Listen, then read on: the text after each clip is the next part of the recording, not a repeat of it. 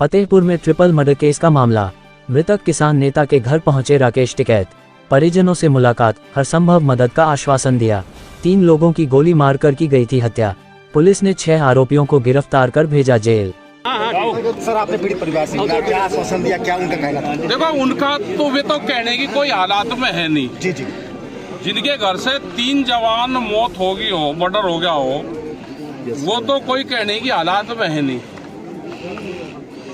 ये तो यहाँ के समाज को देखना, जो किसान संगठन है उसको देखना, यहाँ के पुलिस को और प्रशासन को देखना, 4 लोगों को देखना पड़ेगा। यहाँ का जो पॉलिटिकल आदमी है उनको यहाँ पे आना चाहिए सबको। यहाँ का कोई विधायक हो, MP हो, अगर वे नहीं आ रहे हैं तो इसका मतलब वे इनके साथ नहीं, जो मर्डर करने वाले उनकी सपोर्ट कर रहे हैं। जो यहाँ पे आ जाएगा वो अपनी क्लीन चिट लेता जाओ।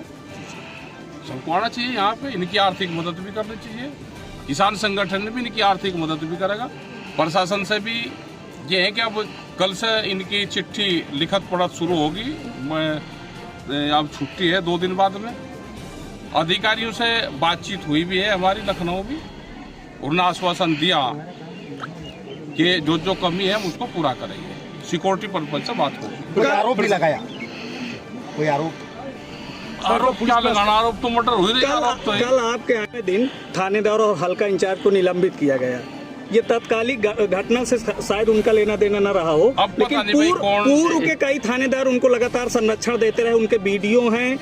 रक्षाबंधन के दिन इसी तरह का हमला किया गया, लाठी डंडों से पीटे गए, ग्रामीण पहुंचे। हम लेंगे अगर कोई भी पुलिस प्रशासन इस तरह का लिप्त है उसमें, तो यहाँ से जाएगा। परिजनों की क्या मांगे थी? परिजन जो है अब तक की प्रशासन की कार्रवाई से संतुष्ट नजर नहीं आ रहे हैं। आपका संगठन कैसे उनकी मदद करेगा? परिजनों की तो मांग ये रहती है कि भाई तुरंत फांसी हो, ये हो, मकान टूटे, ये उनकी रहती है, सभी की रहती है, इनकी नहीं। लेकिन कानूनी कार्रवाई क्या कहती है उसमें? कानून क्या कहता है? तो पुलिस प्रशासन उसमें अपना काम भी करे। आप अभी तक की कार्रवाई को कैसे देखते हैं? संतुष्ट हैं आप अभी तक की कार्रवाई से? या और कार्रवाई से जो मुलजिम है वो तुरंत जाकर थाने में बैठ गया मर्डर करके, ये तो क्या तो पुलिस कर लेगी और क्या हम किसान संगठन कर लेंगे? एक आध दिन का हेर फेर होता, आप कम से कम वो भाग जाता, पुलिस जाती पकड़ के, उसे एक आध दिन छुपा कर रखती। अब जो जाके वीडियो के सामने थाने में बैठ गया तो क्या तो उसका पुलिस कर लेगी?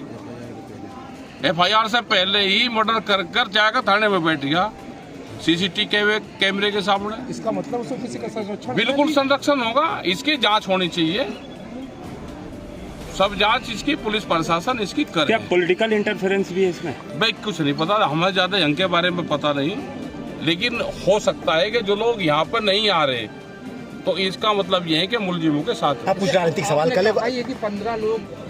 15 लोग ये बता के उस टाइम पर मर्डर हुए तो 15 लोगों ने दिखे यहाँ पे, लेकिन गवाही के लिए 2 ही आदमी आए, तो इसका मतलब भय का माहौल इस क्षेत्र में है।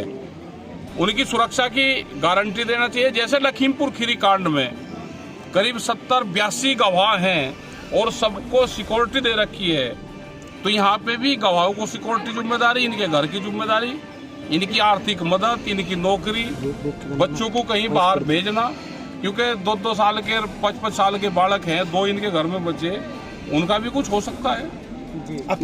2 चीजें ब्लैक लिस्ट की है, हिंदू मुस्लिम और वक्फ बोर्ड। ये भारतीय किसान यूनियन ने ब्लैक लिस्टेड कर दिया, इस पर हम कोई जवाब नहीं देते। वो तो बोल रहे हैं वहाँ लागू नहीं होने देंगे। हमें नहीं पता, हमने तो ब्लैक लिस्टेड कर दिया। जब कुछ सवाल ये हैं, ये सरकारी सवाल है, हमने ये ब्लैक लिस्टेड कर दिया, इस पर हम नो कमेंट्स। तो ये क्या किस वजह से ब्लैक लिस्ट किया आपने? हमने कर वो भी तो उसमें भी तो लोग किसान हैं आपके साथ जुड़े हैं, क्या भय है, किसी चीज का डर है? हमने ये कर दिया कि ये सरकार के सवाल है, जिस चीज को जिसको इससे फायदा हो रहा है वो इसको उठाओगा, जिसको इससे नुकसान होता है वो ब्लैक लिस्ट। जनता सड़कों पर है ना बंगाल में, और आ जाए भाई। तो देखो, बंगाल में सरकार इनकी नहीं है तो ये सड़कों पर होंगे, जहाँ दूसरे की सरकार होगी। पंजाब में इनकी नहीं है तो पंजाब में माहौल खराब है, तो भाई सरकारी लोग हैं, करवाते रहेंगे। कानून व्यवस्था पे क्या है यूपी?